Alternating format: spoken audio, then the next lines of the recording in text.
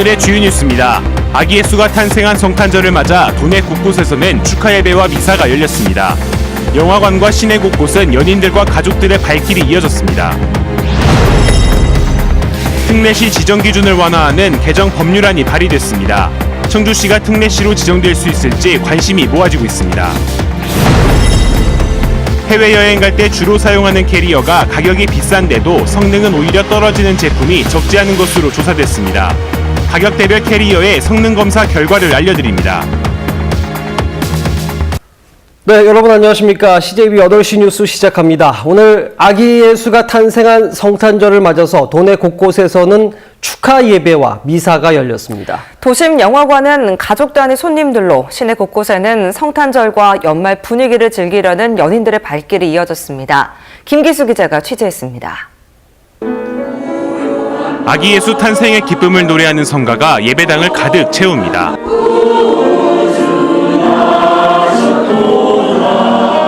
조건 없는 사랑을 실천한 그리스도의 참된 희생 정신을 기억하고 북한에도 예수님의 사랑이 넘쳐나고 평화가 깃들기를 두 손 모아 간절히 기도합니다. 아기 예수님의 이 탄생의 기쁜 소식이 저 북녘 땅에도 전달되어져서 저 북녘 땅에도 평화가 임할 수 있길 바랍니다. 성당에서도 예수 탄생을 찬미하는 미사가 이어졌습니다. 세상의 평화를 위해 가장 낮은 곳으로 오신 예수님 탄생의 의미를 기억하고 역지사지의 자세를 가져야 한다고 강조했습니다. 성탄은 우리 각자의 마음에 사랑의 등불을 밝히는 날. 사랑의 첫걸음은 자기를 버리는 것이다. 사랑의 첫걸음은 모든 것을 내려놓고 상대방의 입장이 되는 것이다. 청주 성안길도 넘쳐나는 인파로 발디딜 틈이 없습니다. 성탄절을 맞아 데이트를 하려는 연인들과 가족들로 거리에는 활기가 넘칩니다. 영화관도 주말 못지않게 많은 인파로 북적거립니다. 보고 싶은 영화를 크리스마스 선물로 받은 아이들의 표정에는 설렘이 가득합니다. 오늘 크리스마스라서 애기들 영화도 보여줄 겸 해서 나왔는데요. 사람들도 많고 날도 좋고 좋으네요.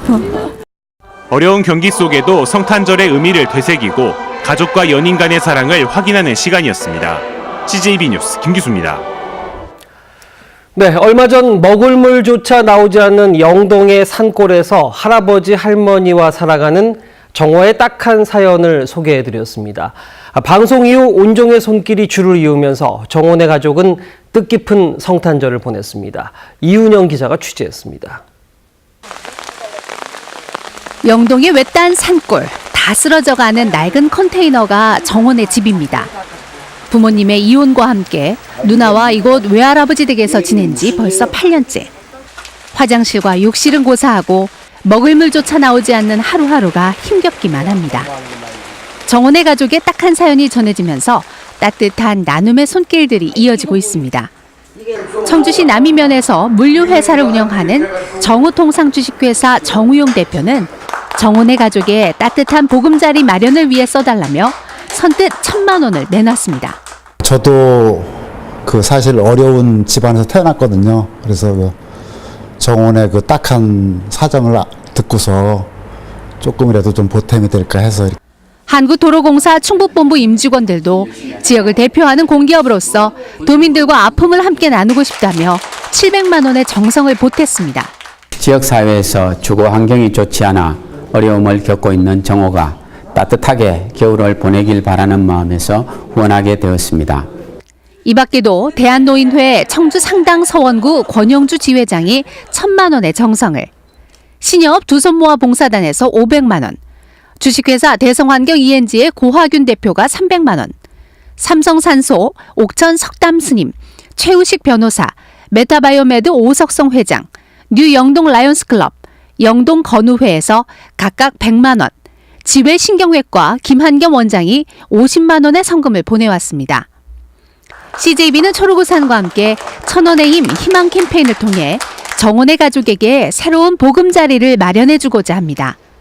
초록우산 계좌로 성금을 보내주시거나 ARS 전화를 통해 한 통화에 3,000원의 성금을 모아주시면 정호네 가족에게 큰 희망을 전할 수 있습니다. CJB 뉴스 이윤영입니다.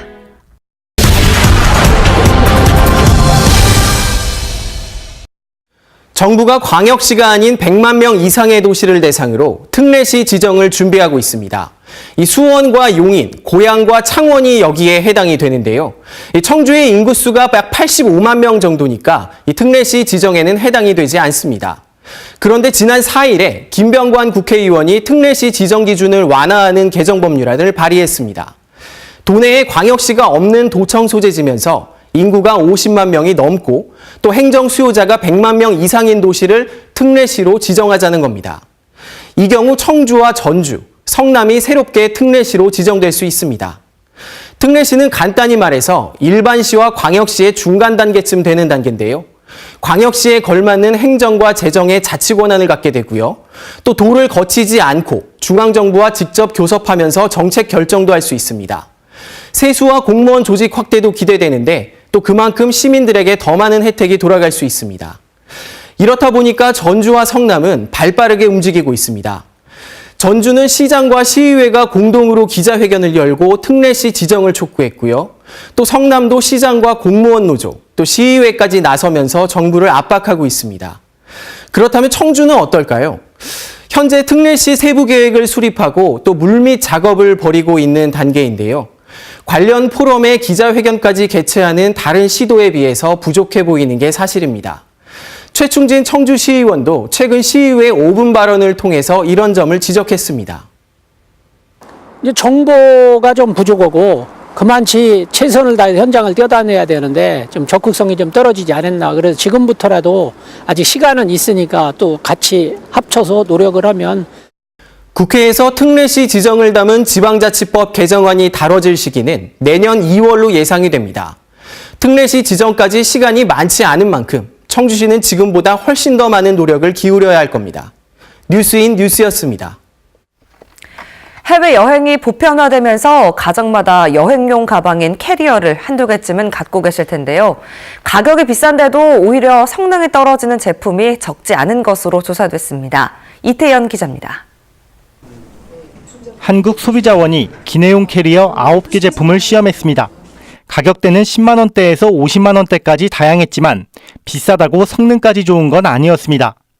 90cm에서 낙하 실험을 해봤더니 가장 높은 가격대인 코아 로봇의 제품은 잠금 장치에 이상이 발생했습니다. 특히 이 제품은 안감 부위의 색상이 짐에 묻어날 우려가 있을 정도로 불량했습니다.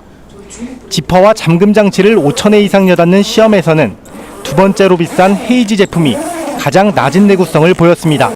9개 제품 중 7개 제품은 표시된 소재가 실제 재질과 일치하지도 않았습니다.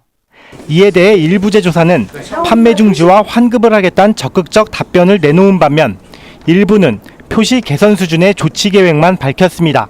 일부 제품은 소재에 관한 정보가 부정확해서 개선이 필요했습니다. 소비자들은 품질과 그리고 가격 그리고 보유 기능 등을 종합적으로 고려해서 선택하는 것이 좋습니다. 이번 소비자원의 기내용 캐리어 시험 결과는 행복드림 홈페이지에서 확인할 수 있습니다. CJB 뉴스 이태현입니다. 최근 김병우 교육감이 이른바 명문고 형태에 대해 3가지 모델을 제시하면서 공주 한일고에 대해 관심이 쏠리고 있는데요. 농촌형 자율고 형태로 운영되고 있는 공주 한일고를 박수원 프로듀서가 직접 찾아가 봤습니다. 김병우 교육감이 제시한 명문고 모델은 청원고와 같은 자율형 공립고, 공주 한일고와 같은 농어촌형 자율고, 대기업에서 투자하는 일반 사립고 3가지입니다.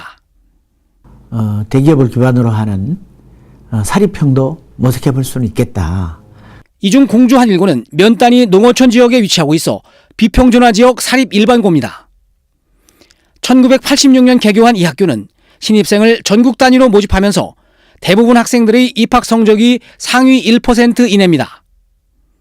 일명 명문대 진학 실적도 좋은 편입니다. 서울대도 보통 20명에서 한 30명 사이, 경찰대 한 10명, 카이스트 10명, 연고대도 한 20명 정도씩, 이런 정도씩은 지금도 나오고 있습니다. 학교 측에서는 우수한 학생들끼리 모여 공부함으로써 시너지 효과가 발생한다는 것입니다. 충북 지역에서도 줄고는 있지만 여전히 많은 학생들이 지원하고 있습니다. 지금 올해는 한 8명 정도라고 하니까 많이 줄어든 듯해 보입니다. 그러니까 지금 현재 1학년만 해도 한 14명 정도가 있는 걸로 제가 알고 있는데 올해는 지금 높은 내신의 벽을 좀 못 뚫고 들어온 거죠. 자사고가 높은 수업료와 대입제도 변화로 어려움을 겪으면서 농촌형 자율고로 운영되는 한일고와 자율형 공립고인 청원고가 명문고의 새로운 모델로 부상하고 있습니다. CJB 뉴스 박수범입니다. 충북에 소재한 사교육시설 5곳 중 한 곳이 불법 사교육 단속에 적발됐습니다. 교육부가 발표한 2014년부터 2017년까지 시도별 불법 사교육 단속 현황에 따르면 최근 4년간 충북에서만 1,656곳이 적발돼서 전체 17.1%에 달하는 것으로 나타났습니다.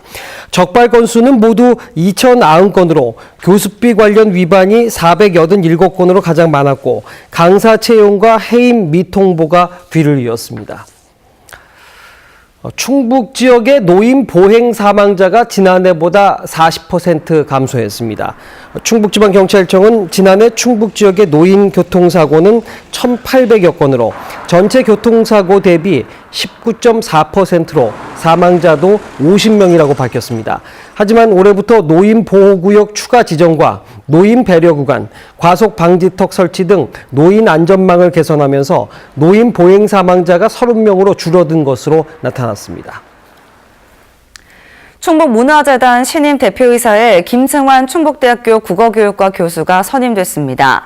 김승환 대표이사는 충북문화예술연구소장, 청주시 문화산업진흥재단 이사, 한국문화정책연구소 연구위원을 지내고 현재 충북대 교수, 충북문화재단 이사, 충북문화예술포럼 대표로 활동하고 있습니다.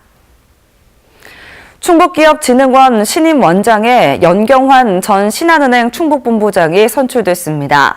충북기업진흥원은 지난 23일 이사회를 열고 강호동 원장 후임으로 연 전 본부장을 선출했습니다.